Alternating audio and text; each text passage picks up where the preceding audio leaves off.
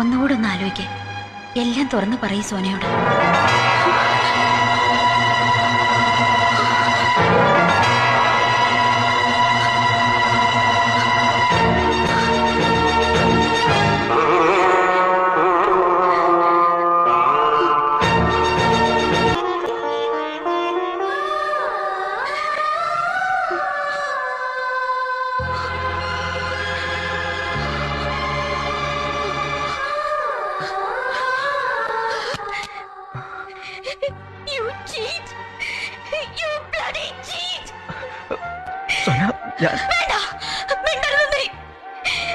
നീ എന്റെ ഫ്രണ്ട് ആണെന്ന് പറയാൻ പോലും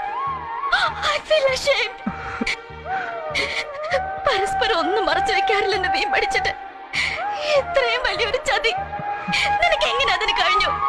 എങ്ങനെ കഴിഞ്ഞൂടാ? ഒരു സൂചന എപ്പോഴെങ്കിലും തന്നിരുന്നെങ്കിൽ ഞാനിങ്ങനെ വിട്ടുവേഷം കേട്ടുമായിരുന്നു.